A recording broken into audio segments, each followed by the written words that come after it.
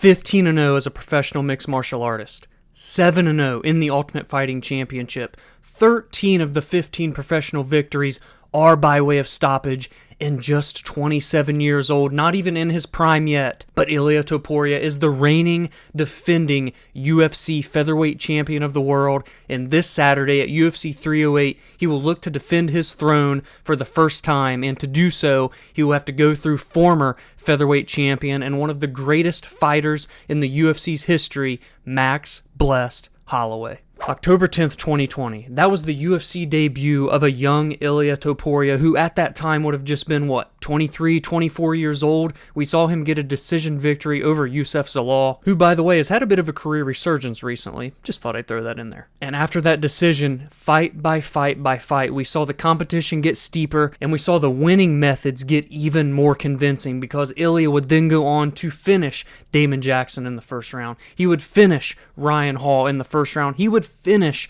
Jai Herbert via brutal one-punch knockout in the second round of their fight back in March of 2022, and that did not come easy. That was the first time we had really seen Ilia face severe adversity, was nearly finished himself in the first round of that bout before bouncing back to get the finish. Then takes on Bryce Mitchell, his first step into ranked competition in the 145-pound weight class, and what does he do? He dismisses of him 3 minutes and 10 seconds into the second round with a submission. That's right, he submitted the submission ace that is Bryce Mitchell. And then in June of last year, we saw Ilia get his biggest step up to date against a top 5 opponent at the time, Josh Emmett, a main event spot in Jacksonville, Florida. And from minute 1 to minute 25, we saw Ilia Topuria display his full arsenal of mixed martial arts skill sets. Pillar to post, got a very convincing 25-minute decision over Josh Emmett that included a 50-44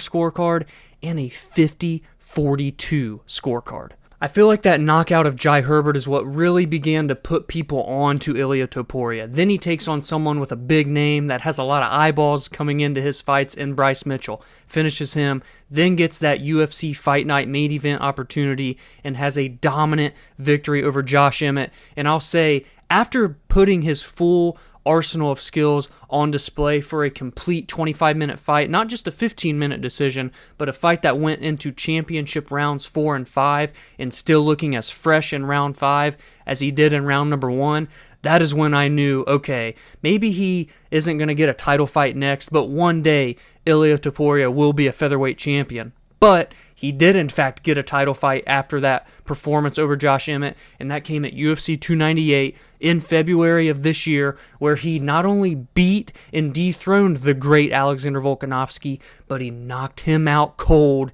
in the second round. Prior to that, Alexander Volkanovski had defended the title 5 times in this featherweight division, and his only losses came to a champion up at lightweight, Islam Makhachev. That was 2 separate times, first in February of 2023 and in October of that same year as well. And I'm by no means diminishing what Ilia Topuria did in February of this year, but a lot of people were a little hesitant to have Alexander Volkanovski, who was knocked out in October of 2023, come back just a few months later in February and defend down a weight class 10 pounds. And what happened? He did get knocked out. But it was no fluke victory. It was a beautiful setup by Ilia Topuria, who backed Volkanovski against the cage, gave him nowhere to go, nowhere to escape, and placed a perfect combination to put him away after what was a very fun, competitive first 5 minutes. And now Ilia Topuria is here, and if MMA math worked, then you would think he just runs right through Max Holloway this Saturday, right? Alexander Volkanovski fought Max Holloway and beat Max Holloway not once,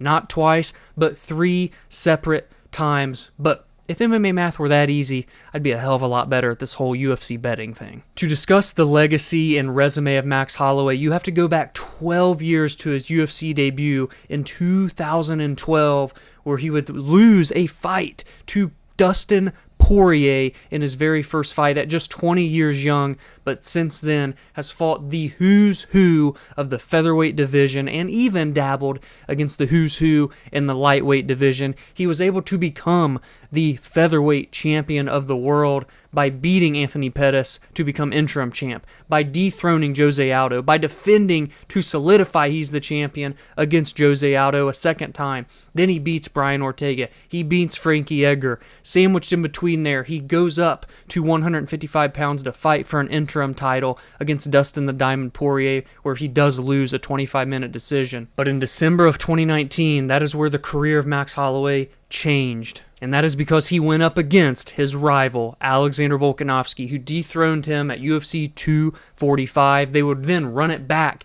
in July of 2023 in a fight that was very, very close. Many people think that Max Holloway even won that second fight, but Volk got the nod via split decision.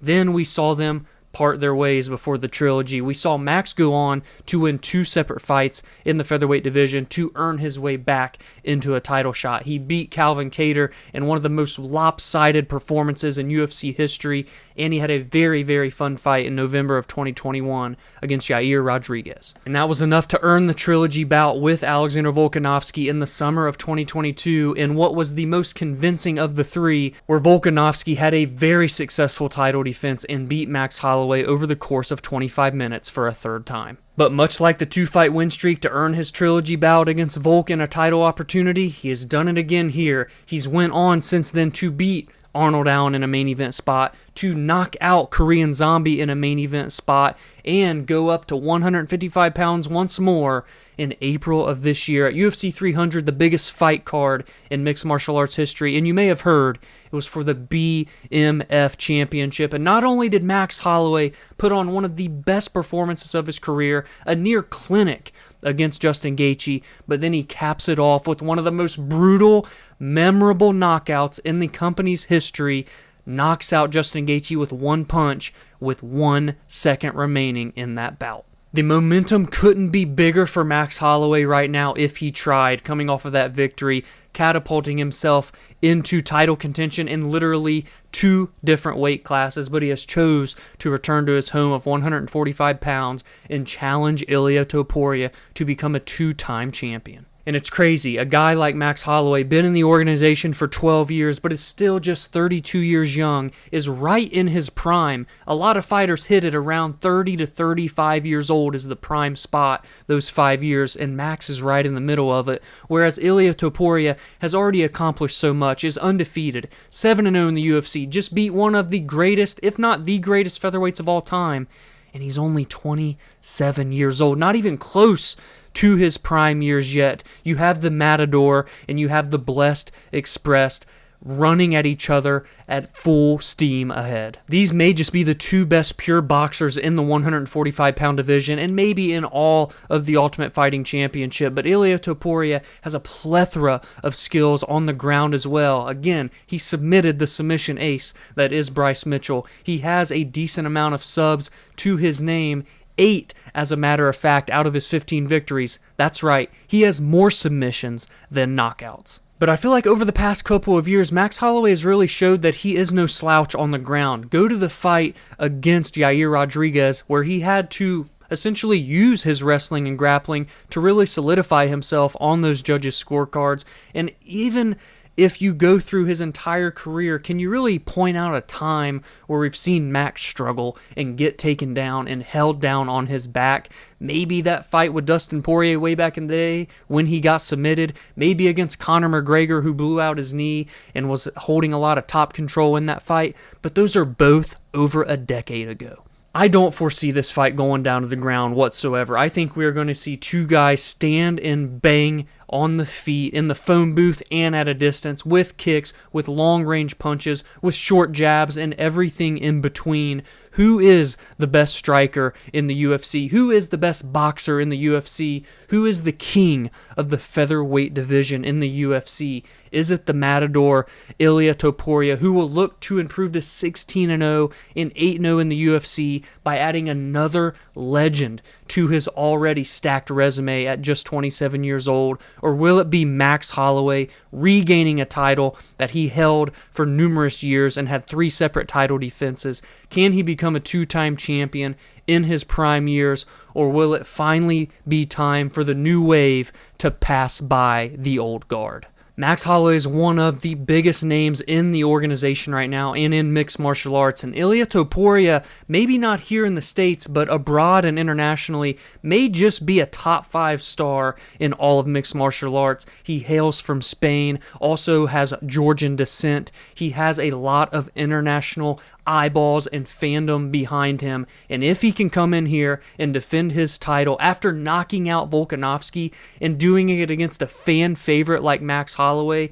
he has arrived as one of, and maybe even, the biggest stars in the UFC. So give me your predictions in the comments below. Who is going to take the crown at UFC 308? Will it be Ilia Topuria remaining undefeated and successfully defending his title for the first time? Or will it be Max Blessed Holloway becoming a 2-time champion and proving that he still has plenty of left in the tank? If you enjoyed this breakdown, please be sure to drop a like, subscribe to the channel if you are new.